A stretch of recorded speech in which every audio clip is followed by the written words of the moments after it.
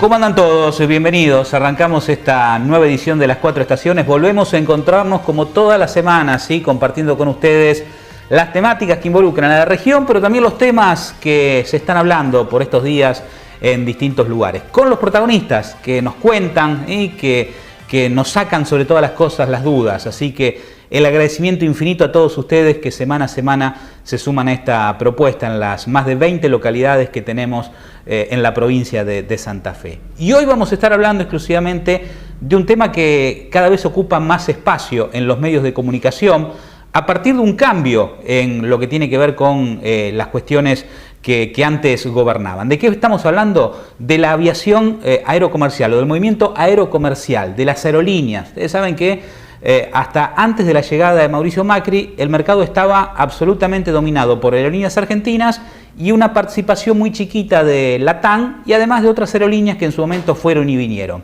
Sin embargo, en los últimos tiempos aparecieron otros jugadores en el mercado, aparecieron las low cost y los medios empezaron a hablar de ellos. Y nosotros vamos a hablar con un especialista en toda la cuestión aerocomercial que nos va a explicar un poco de qué se trata todo esto. Será Edgardo Jiménez Mazó. En un ratito estará compartiendo con nosotros vía Skype una charla muy atrapante sobre este fenómeno que ha llegado a la Argentina. Lo habíamos anunciado en la introducción del programa del día de hoy. Vamos a estar hablando de lo que está pasando con la aviación comercial en la República Argentina, con todos estos movimientos del último año y con la aparición de nuevas aerolíneas. Porque evidentemente se está escribiendo mucho en los medios. En algunos casos, probablemente por desconocimiento, muchas veces se desinforma o se informa mal.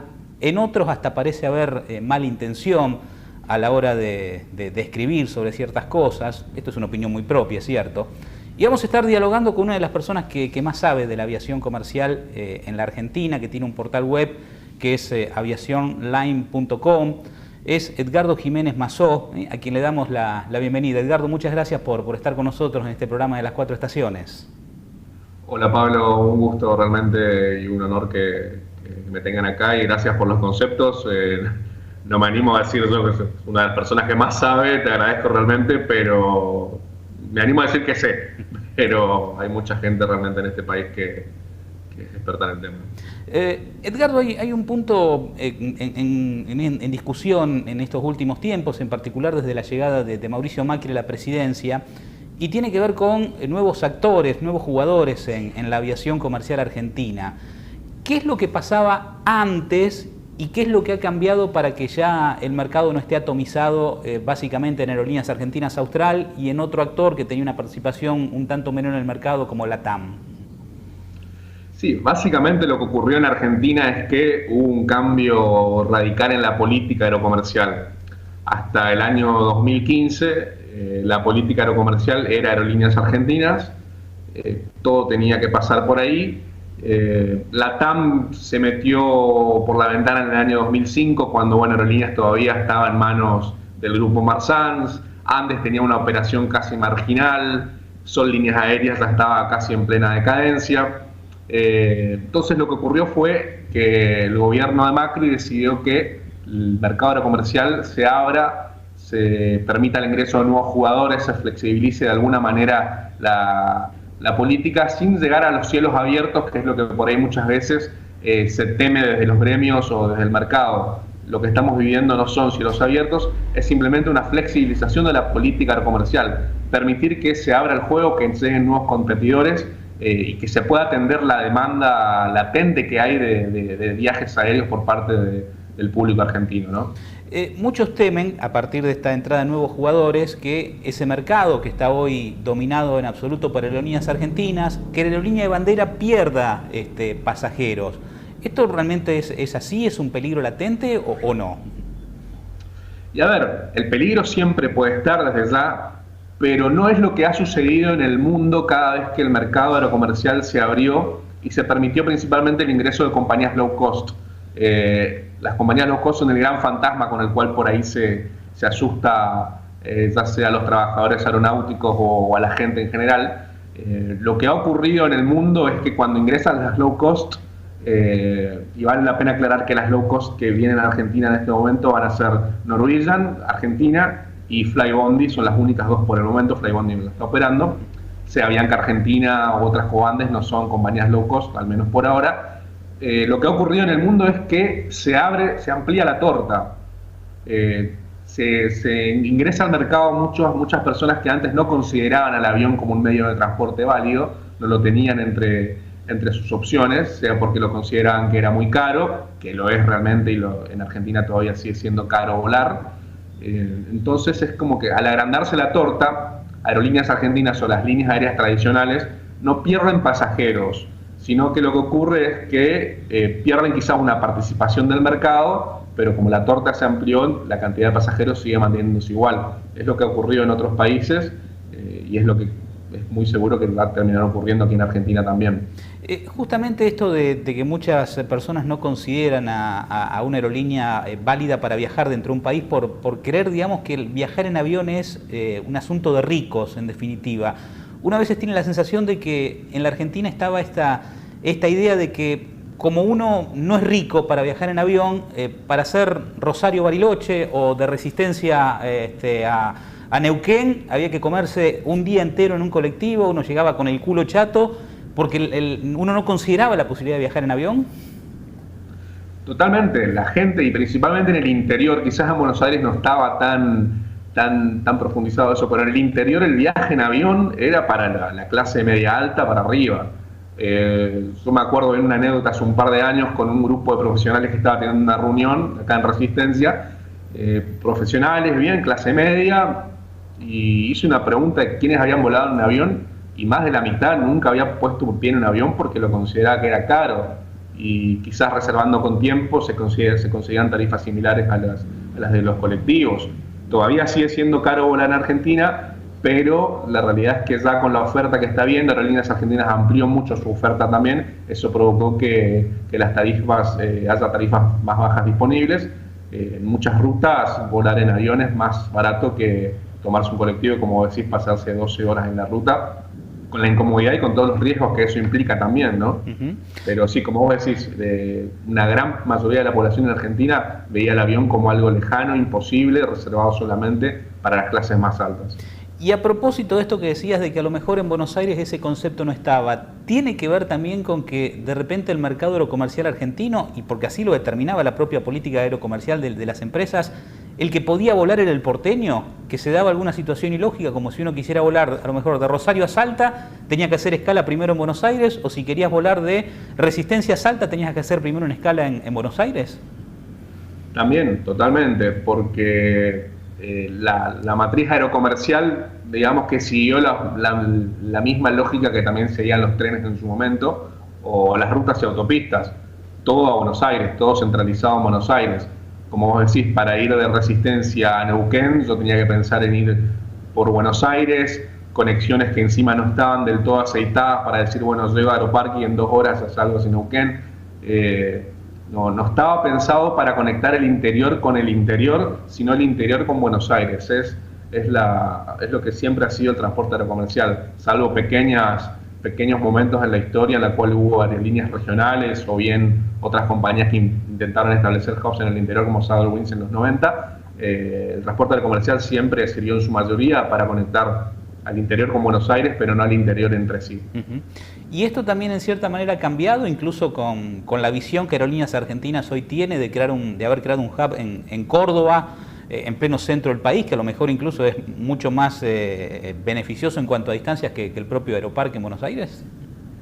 Sí, las Aerolíneas Argentinas tuvo un cambio radical en cuanto a la visión de conectar a los argentinos verdaderamente, no a los argentinos del interior con los argentinos de Buenos Aires, sino a los argentinos en general. El hub en Córdoba ha tenido una implementación fabulosa, está dando muy buenos resultados y ha resultado muy práctico para la gente del interior. Yo en Resistencia también viajo en 2 semanas a Santiago de Chile, lo hago vía Córdoba, por ejemplo, porque era la mejor opción, y lo hago completamente por Aerolíneas Argentinas, ni siquiera tengo que recurrir a otras compañías. Por ese lado ha habido una muy buena estrategia para conectar el interior entre sí, ya sea a través del hub Córdoba. Rosario mismo también en lo que es la provincia de Santa Fe creció mucho en la cantidad de destinos servidos de manera directa por Aerolíneas Argentinas. Mendoza, Neuquén, Comodoro Rivadavia, muchas ciudades que antes no tenían conexiones interprovinciales, en estos últimos 2, 3, 4 años, porque esto ya venía, era una política que había empezado a implementarse ya en la gestión anterior, pero se terminó de profundizar en estos últimos años y en particular el año pasado con la implementación del Hub Córdoba. Edgardo, vos recién hablabas de las famosas low cost, que a muchos asustan, ¿sí? En otros países son muy normales, pero aquí en la Argentina es como que todavía hay mucha resistencia.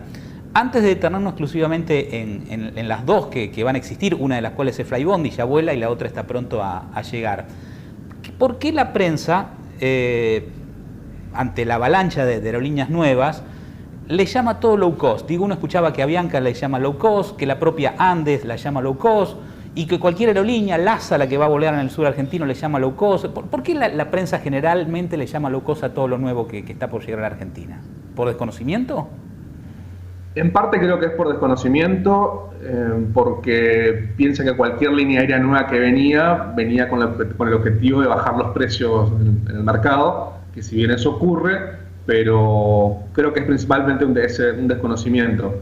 Sí hay alguna mala intención, como vos decías al principio, en algunos medios muy específicos que trataban de promover que cualquier otra compañía que no era Aerolíneas Argentinas venía con intenciones de no respetar las regulaciones, de ofrecer servicios básicos, pero en su mayoría yo creo que es por desconocimiento, no ninguna mala intención.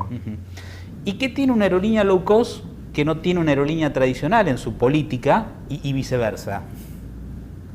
Y básicamente es lo que no tiene, se podría decir.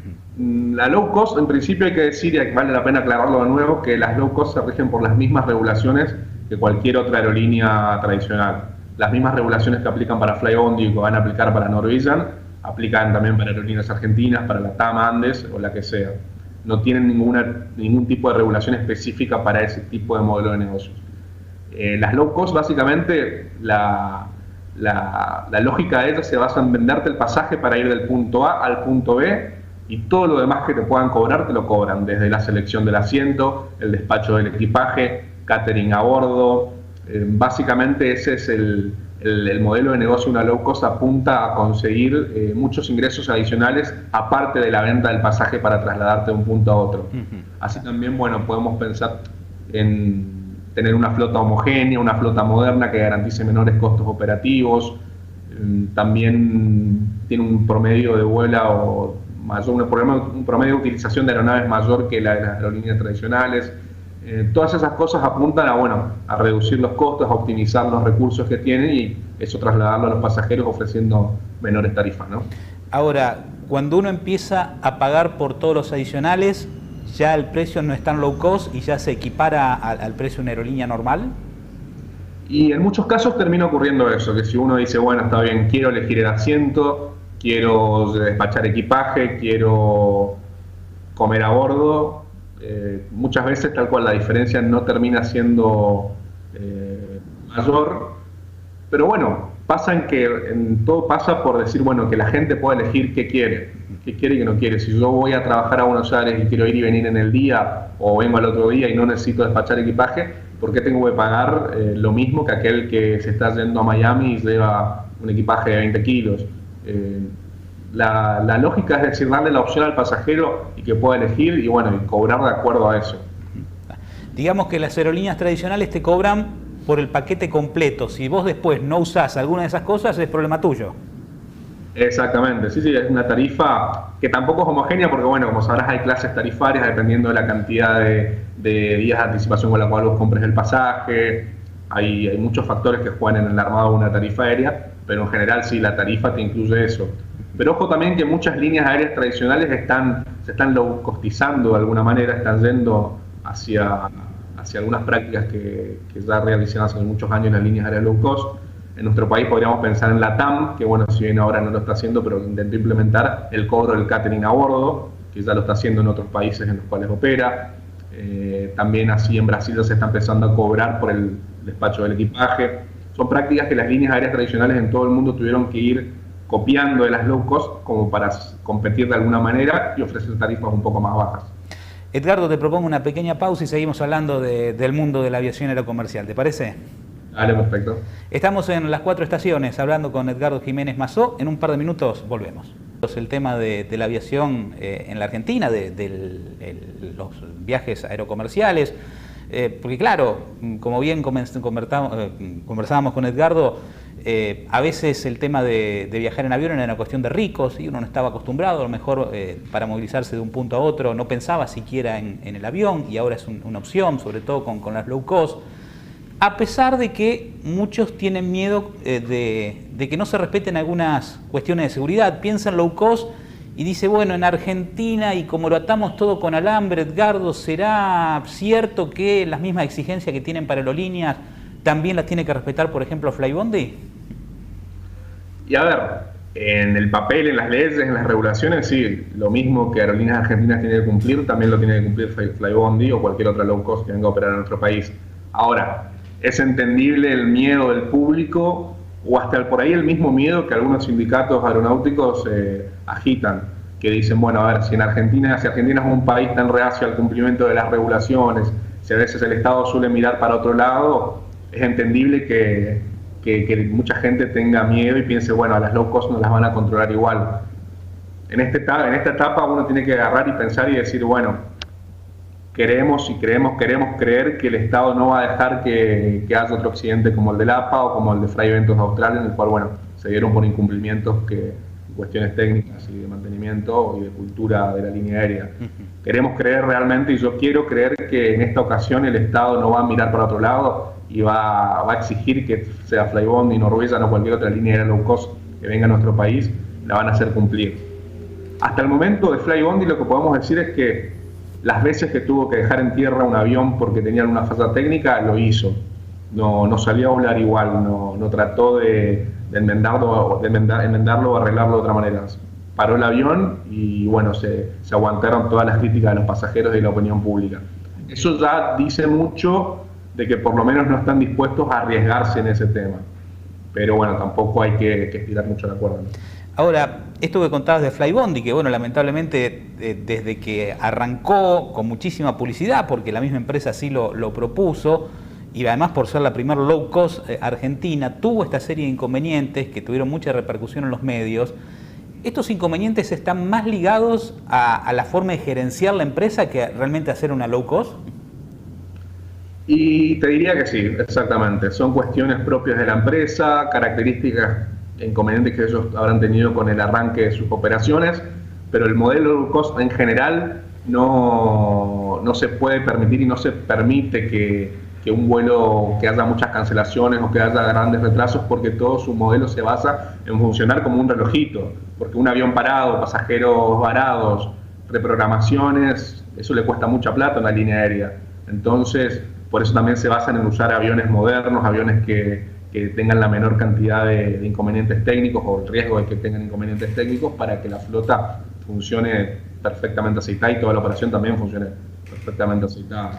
Yo creo que, exacto, como decís, son cuestiones más particulares de Flybondi que esperemos que se resuelvan cuanto antes. El mayor error en todo caso al principio fuera haber arrancado con un solo avión, que cuando ese único avión tuviera problemas estaba claro que no tenía opción de elegir otro avión para volar. Sí, no sé si sería duro de llamarlo error o algún tipo de desinteligencia, de pensar que el avión iba a estar todo, que iba a correr todo bien con el avión, cuando bueno, siempre hay riesgo de que no ocurra y que no pase eso, como terminó pasando. Yo creo que ellos ya venían con mucho tiempo de retraso en cuanto al inicio de sus operaciones, y ya tenían que empezar y bueno, largaron así. También tenían que recibir aeronaves con determinado cronograma que también se fue retrasando un poco.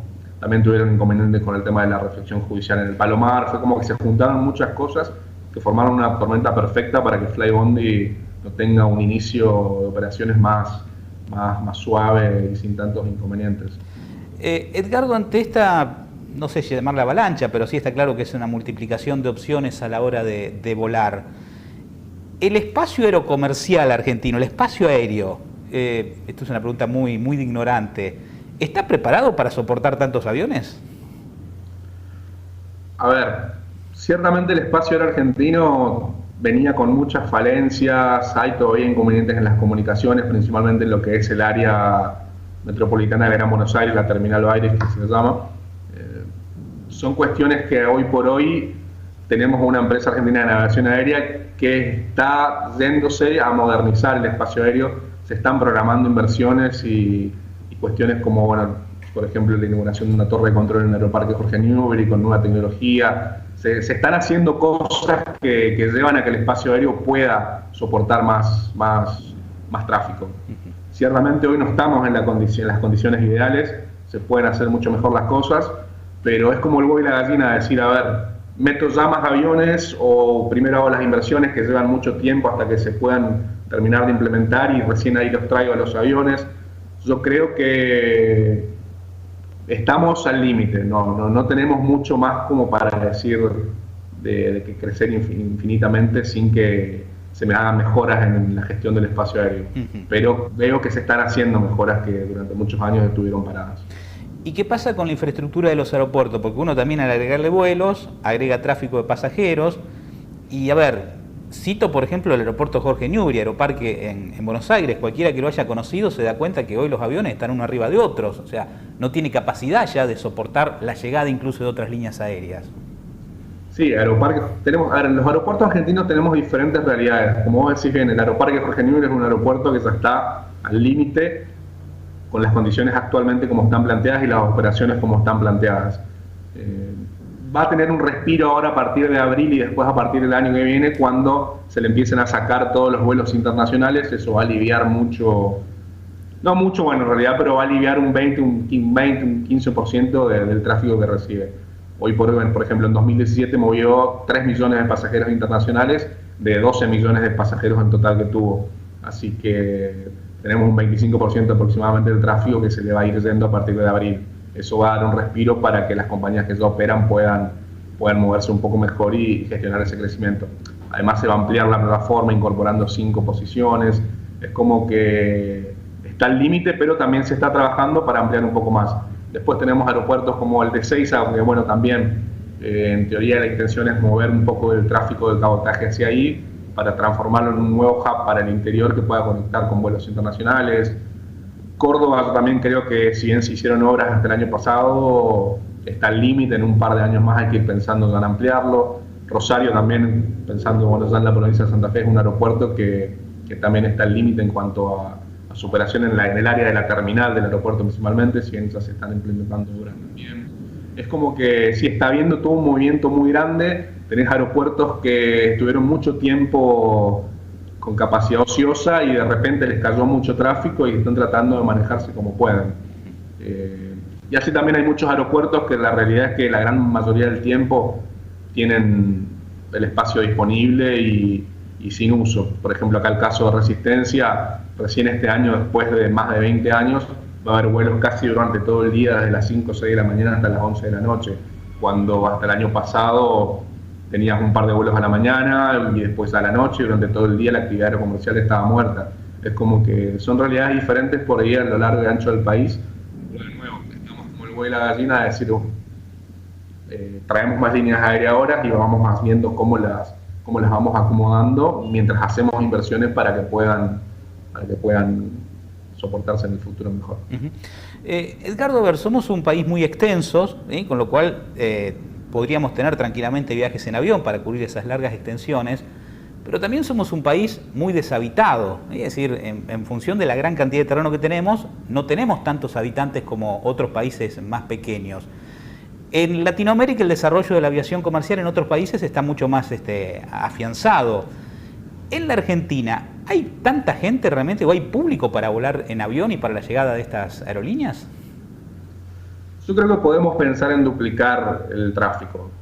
Mucho más de eso es cierto, nosotros tenemos una densidad poblacional que no... Una densidad poblacional y aparte una geografía que tampoco hace muy difícil el viaje por tierra. Tenés la pampa húmeda, que es mayormente llana, no tenés la mayor parte de la población que se puede movilizar por tierra sin inconvenientes.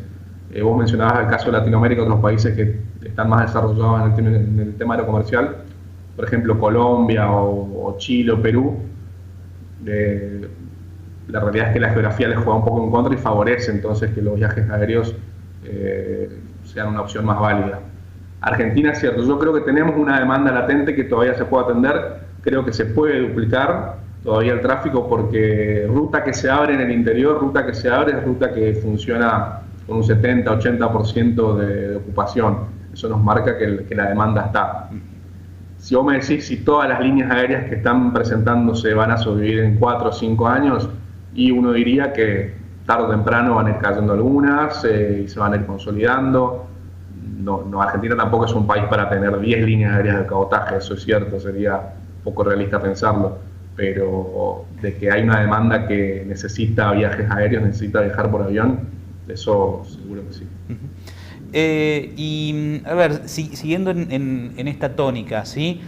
Esta llegada de líneas aéreas que incluso, bueno, se presentaron en su momento en esas audiencias públicas donde se adjudican las rutas. Cuando uno, después de la audiencia, leía los periódicos de cada una de las regiones del país, decía: Resistencia va a tener 30 vuelos a tal lado, Rosario tendrá 5 aerolíneas nuevas, y parecía que después de la audiencia pública, a los 2 días iban a llegar todas las aerolíneas a cada uno de los destinos que habían pedido en su momento. ¿Cómo funciona técnicamente esto para que la gente lo entienda? Y además para no confundirse cuando uno lee un titular de diario y pensar que de golpe y porrazo van a aparecer 10 aerolíneas en un mismo aeropuerto y de tener un solo destino va a pasar a tener 30 destinos esa ciudad. No, tal cual, como vos decís, cuando pasaron las audiencias, todos los medios del interior, cada medio local decía, quizás promovido a veces por las mismas autoridades locales, de que de repente esa ciudad iba a ser un boom iba a tener un boom aerocomercial, y desde ya que eso no es así. El proceso que tenemos en Argentina para la implementación de una línea aérea, la obtención de rutas, es muy anticuado, muy burocrático, es un laberinto que implica tener que ir por muchos caminos hasta poder llegar al día del primer vuelo, y la gran mayoría de las compañías no termina haciéndolo. De las que presentaron, por ejemplo, la última audiencia de septiembre del año pasado, solamente Norwegian, LASA y Norwegian y LASA fueron las únicas que ya obtuvieron las rutas. Después tenés como Polar, Buenos Aires International Airlines, SAPSA, son compañías que presentaron sus planes y hasta ahora no le dieron rutas, y lo más probable es que si les llegan a obtener las rutas quizás nunca las veamos. Por ahí estas líneas aéreas muchas veces se presentan porque piensan que, bueno, obtienen las rutas y después pueden llegar a venderle la línea aérea o la sociedad a una compañía extranjera que quiere volar, como fue el caso, la TAM Argentina entró en el 2005 comprándole las rutas que tenía una compañía que se llamaba Aero 2000, una desconocida compañía que se llamaba Aero 2000. Entonces, como que yo creo que muchas compañías se formaron con esa intención de decir, bueno, obtengo las rutas, total tengo 15 años para operarlas, y si no pasa nada, bueno, se me vencen y listo, y si no, puede llegar a venir un operador de afuera y decir, bueno, te la compro y hago un interesante negocio por lo menos. Ajá. Pero la realidad es esa. Todos esos anuncios por ahí que hacen desde los medios locales a veces, bueno, es por un desconocimiento o porque realmente tienen la ilusión de que el mercado aerocomercial también se desarrolle. O sea, cuando uno reserva, no sé si la palabra justa es reservar, pero digo, cuando uno le adjudican una ruta, no necesariamente la va a operar, e incluso si lo opera, puede pasar un tiempo prudencial hasta que realmente esa propia aerolínea vea si realmente es rentable y demás cuestiones. A ver, en principio era totalmente así. En diciembre del año pasado salió una resolución que limita a 1 año el tiempo en el cual la línea aérea tiene que obtener su certificado de operador aéreo. Para simplificarlo de alguna manera, vos te pones una SA con el objetivo de tener una línea aérea, te presentás en la audiencia pública, audiencias públicas que se hacen muy de vez en cuando. O para que tengan una idea, bueno, se hizo la de septiembre de 2017, se había hecho una en diciembre de 2016, y antes de eso la anterior había sido en el 2005. O sea, es muy variable cuándo se hace y cuándo no. O te presentás en la audiencia, el gobierno te termina otorgando las rutas y la autorización para ofrecer servicios de pasajeros, ¿no? Después ahí tenés que cumplir todos unos trámites más para obtener el certificado de operador aéreo. Recién una vez que tenés el certificado de operador aéreo, vos podés salir a comercializar y podés empezar a operar como línea aérea. El gobierno limitó el año pasado a que una vez que vos obtengas las rutas, tenés 1 año para obtener el certificado de operador aéreo. Si no cumplís ese trámite, perdés las rutas. Siempre obviamente está la suposición de que tienen alguna prórroga, pero bueno, esas son cuestiones que que sí pueden pasar en Argentina, pero en principio vos tenés hasta un año para obtener el certificado de operador aéreo. Una vez que obtenés la ruta, tenés hasta 180 días también como para poder empezar a operarla. Pero siempre suelen otorgarse prórrogas, es la realidad. Y a ver, uno pide la ruta en esa audiencia, pero no necesariamente se la dan. ¿Se evalúan también algunas cuestiones para determinar si se da esa ruta o no? Exacto, hay la Junta Asesora de Transporte Aéreo, que está formada por diferentes actores, es la que recomienda qué ruta se puede otorgar o no. En la experiencia que tuvimos en estas últimas 2 audiencias públicas, la 80-90% de las rutas terminan siendo otorgadas, son muy pocas las que no se han dado. Edgardo, te propongo una última pausa, ¿sí? Y seguimos conversando sobre estos temas, ¿te parece? Sí, cómo.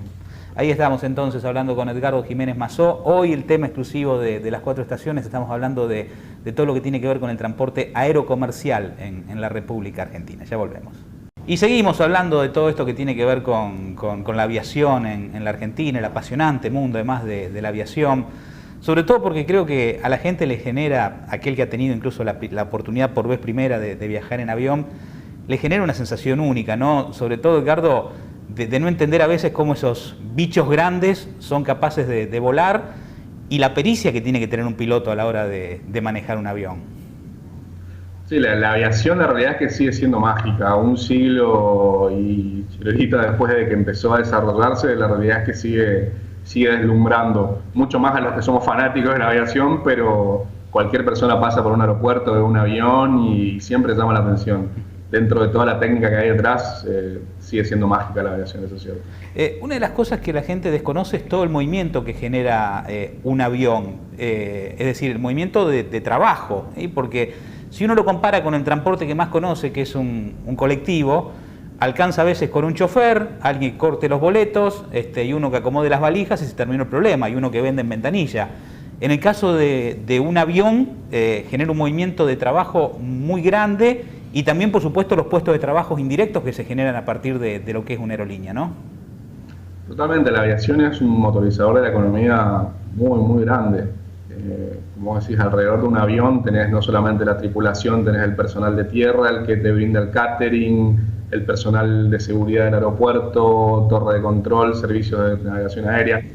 En un aeropuerto normal del interior pueden estar trabajando fácilmente 300, 400 personas en un aeropuerto chico.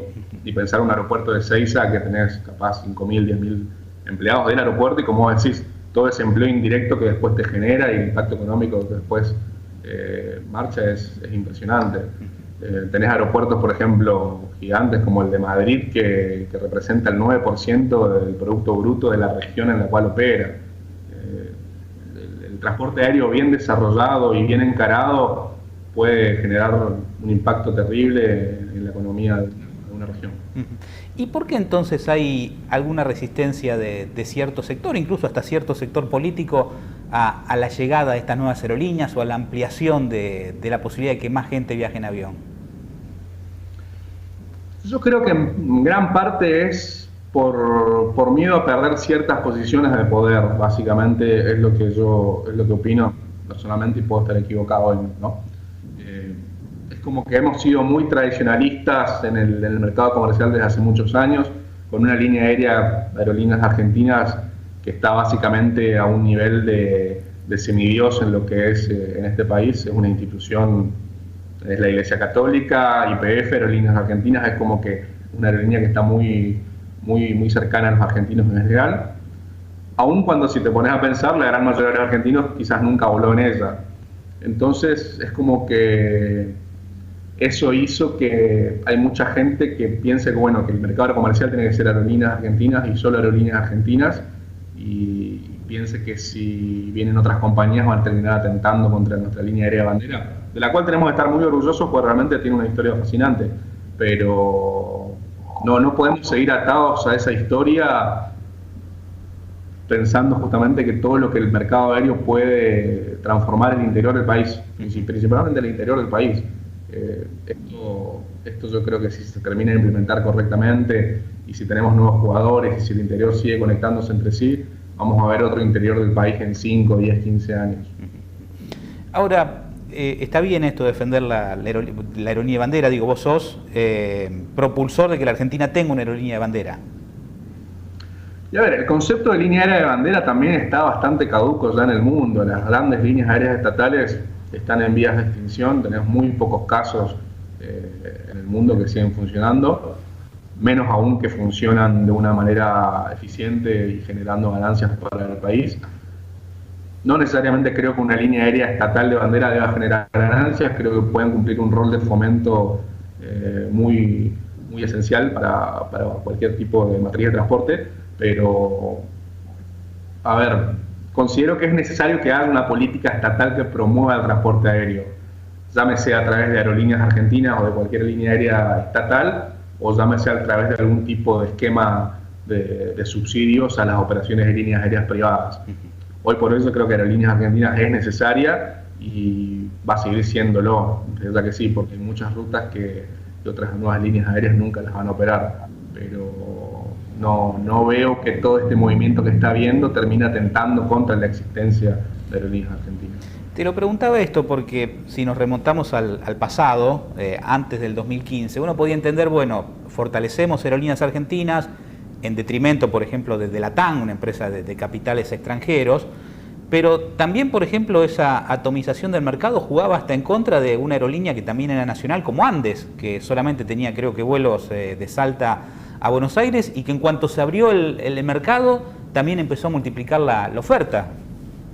Exacto, por eso cuando se habla por ahí mucho de defender el trabajo argentino, en realidad se están refiriendo a defender el trabajo en Aerolíneas Argentinas, porque, a ver, Andes es trabajo argentino, LATAM Argentina es trabajo argentino, Flybondi también es trabajo argentino, pero también Copa Airlines volando a Rosario, volando a Mendoza, volando a Tucumán, donde puede ser que vuele, o a Córdoba, contrata despachantes argentinos, contrata personal en tierra en Argentina, también LATAM cuando hace vuelos desde el interior, o sea, el personal argentino aeronáutico no es solamente técnicos de mantenimiento de aerolíneas en Buenos Aires o pilotos basados en Buenos Aires, es mucho más amplio, son muchos más puestos de trabajo que también están vigentes en el interior cuando llega una nueva línea aérea, sea Aerolíneas Argentinas, sea una línea aérea argentina o no, el trabajo aeronáutico es mucho más amplio, o así debería serlo. Volviendo un poco al tema del inicio, esta multiplicación de aerolíneas, de líneas aéreas, uno recuerda que cuando se hicieron las primeras audiencias públicas, quienes habían puesto el grito en el cielo protestando por la llegada de las nuevas aerolíneas eran las empresas de colectivo. ¿Crees en definitiva que esta ampliación del mercado, esta posibilidad de que mayor gente pueda volar, a quien le va a sacar gente, público en definitiva, va a ser a las empresas de colectivo y no a los actuales actores de aerolíneas? Totalmente. Yo creo que las compañías de colectivos, principalmente los de larga distancia y quizás incluso los que ofrecen algún servicio más premium, son los que se van a ver afectados por esta apertura del mercado aerocomercial. Bueno, son cuestiones que van pasando. El mercado de transporte o la matriz de transporte en Argentina se irá modificando para hacerla más eficiente para el pasajero. Las compañías de colectivos tendrán que ver cómo reajustan su operación para trabajar junto al transporte aéreo, para alimentar el tráfico que va a necesitar ir hacia los aeropuertos.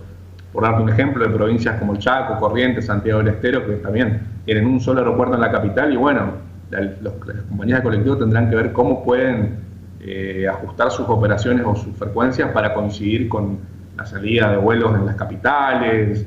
Es todo un movimiento que va a tener que hacer, yo creo, para poder sobrevivir y mantenerse vigente, pero hoy por hoy sí son competencia en los vuelos de más de una hora o en los viajes de colectivo por tierra de más de 8 o 9 horas, van a ver muy afectados por esta apertura del mercado comercial. Claro, porque incluso en precio la diferencia ya no solo no es tan grande, sino que a veces hasta conviene viajar en avión y no en colectivo.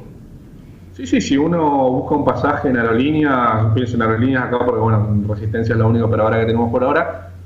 Si yo reservo 10 días o 2 semanas antes, se consiguen tarifas más bajas que el colectivo premium, ¿no? Por eso digo que quizás esos servicios más premium son los que se van a ver afectados. Un semicama, que lechero que paran 20 ciudades camino a Buenos Aires y quizás sí sigue saliendo todavía más barato, pero contra ese tipo de servicios sí, el avión tiene las mismas tarifas, un poco menores muchas veces y a veces sin mucha diferencia cuando te pones a pensar todos los riesgos que corres al salir a la ruta, la incomodidad, en fin, muchas de esas cuestiones.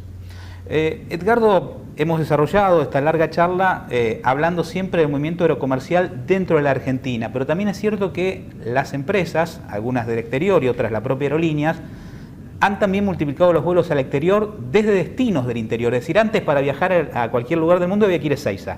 Y hoy está la chance de Córdoba, está la chance de Rosario, está la chance de Mendoza. ¿Por qué se ha dado esto también?